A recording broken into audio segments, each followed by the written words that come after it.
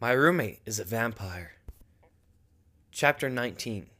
A late goodbye. That's it. I'm cutting it off. Oh God, no, please, I want to stay a boy. Final, I said put those hedge trimmers away. Why did we even have those? We don't have a garden to trim. Damn straight, I'm using the safety scissors this time. Final hollered back, a pair of safety scissors in her deadly, magical grip.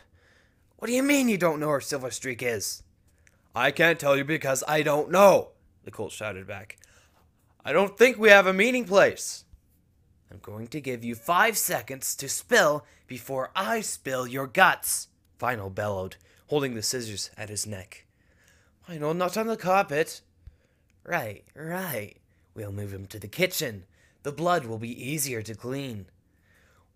We operate as cells, he yelled.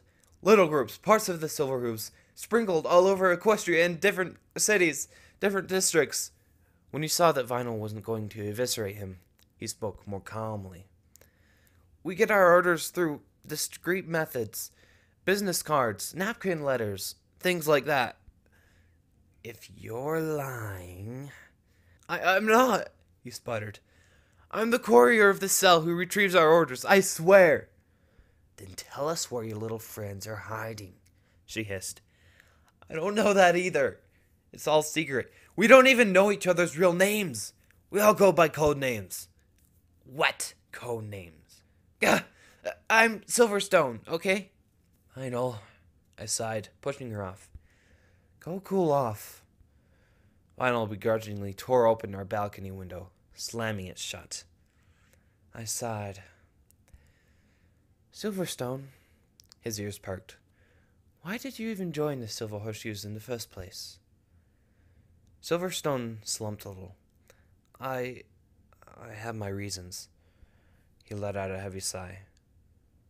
I miss him so much. Oh boy, here it comes, Lionel said, rolling her eyes.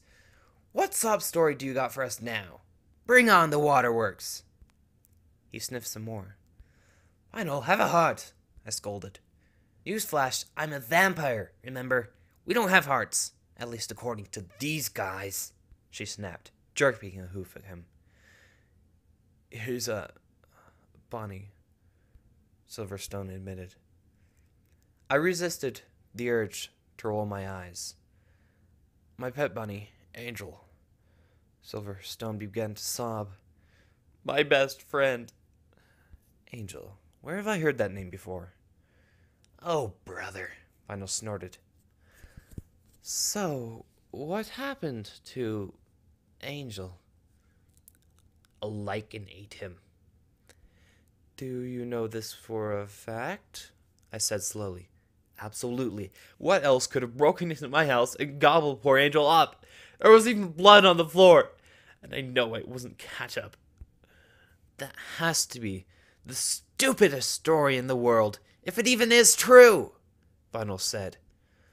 Why are you so mean to me? He sniffed again. Because you tried to kill us. With a... Vinyl paused. What is this? Vinyl, that's it. Vinyl continued to hold the blade in her sizzling hoof, despite the fact that she had a horn on her head. A silver knife? Really? That's the best you could do? Sniff, sniff. Does any pony smell something burnt? Ow! Ow! Hot! She waved her hoof around. I blew a raspberry. Served you right. That's it! Where's my torture kit? You have a torture kit? I watched her trot into her room. I turned back to the pale colt, reassuring him. She doesn't have a torture kit, I promise. Here's Vinyl! He squealed, seeing the white mare levitating several objects in her magical glow. Our doorbell rang several times. I jumped up, snatching the devices from Vinyl. Opening the front door, I met with one of our neighbors. He looked particularly peeved, with bags under his eyes, and in need of a shave. Can you keep it down in there? What in Equestria are you doing? I glanced down at the whip and gag in my hoof. I was sweating, and my face was flushed. His eyes arched, glinting, with a revelation. Oh! He grinned, lewdly. Can I watch? I slammed the door in his face. My nose! I huffed. The nerve. You're so hot when you're assertive. Vinyl grinned, leaning in a little, throwing a hoof around my neck. Not now, Vinyl, I giggled as she pulled me closer. She rolled on top of me, our chests pressed closed. A cough. Well, that kills the moment. Keep going. Just pretend I'm not even here. Silverstone sputtered sheepishly. You can go ahead and kiss, if you want. Beep, beep, beep, wham! I slammed my hoof down upon the alarm clock, shattering it into pieces. I rubbed my temple with a sigh before becoming acutely aware of the pony next to me in my bed. I wasn't even going to bother asking why she was in my bed.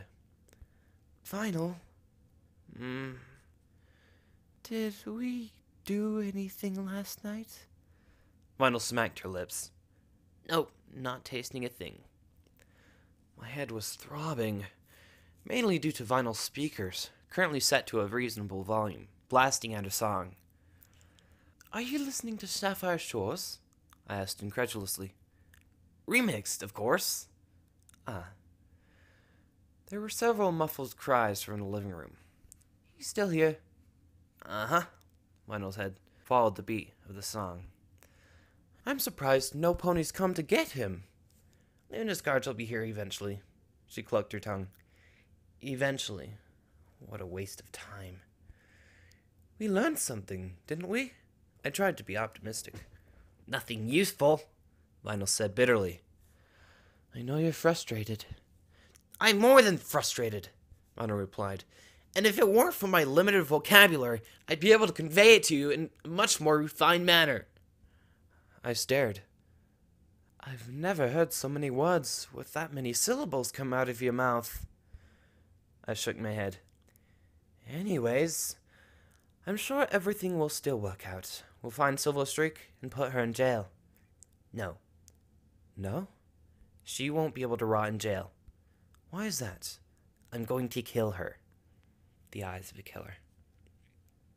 I glossed over Silverstreak's public records, flipping through the manila folder. She was young, almost as young as us. Her coat and mane seemed to me natural, and not dyed like the rest of her organization. I felt a little uncomfortable staring at her mugshots. Her gaze was sharp and cold, devoid of any happiness and joy. I'm assuming that by her mugshots, she has a criminal record? Not at all, Luna replied. Every pony has their face and side profile on record.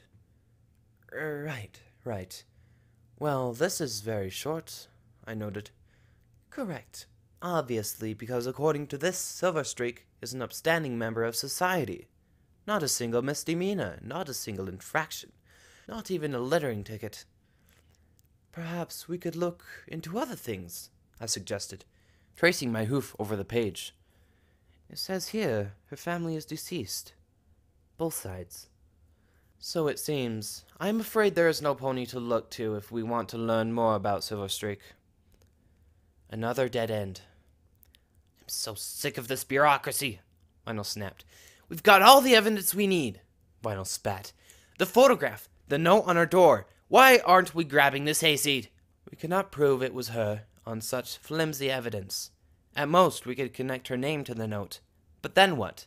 She'd look like a friendly neighbor dropping a newspaper off at your front door. There's gotta be eyewitnesses. Octavia's one of them. She met her face to face. In a nightclub, yes, in which an exchange of a compromising photo that we cannot even show to the public took place. Vinyl, I understand you want to end this nightmare, but you must be patient. I'm done waiting around, Princess. All we're doing is sitting on our fat flanks, waiting for something to happen, she shouted. Vinyl Scratch was the only pony I ever knew who had the gall to raise her voice at the princess. In a way, it spoke volumes about her. Just think, Vinyl Scratch. Just for a second, Luna snapped, putting her hoof down. We apprehended Silverstreak. Then what? Vinyl remained silent. We detained her for a few days, at most, before her minions come to pay her bail.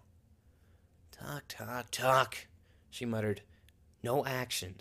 Nothing's getting done.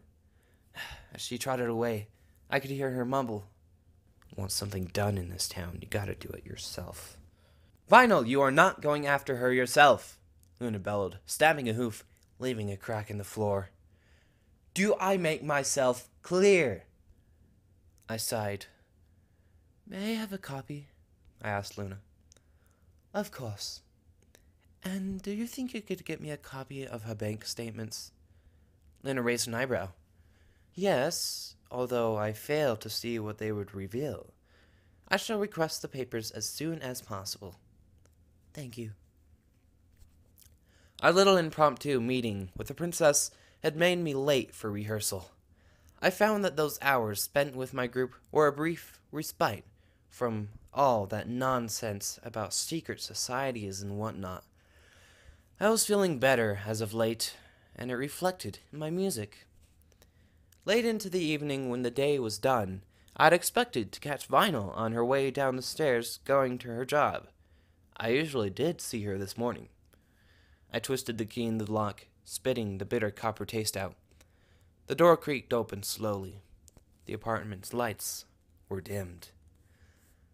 "Vinyl?" I dropped my bags, beginning to trot a little faster around the room. Something was missing.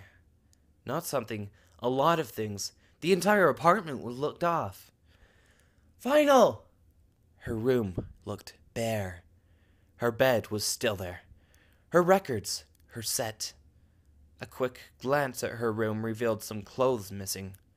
A few pairs of shades. On a napkin, on our kitchen table, there was a message scrawled in sloppy printing with an ink pen. "Goodbye."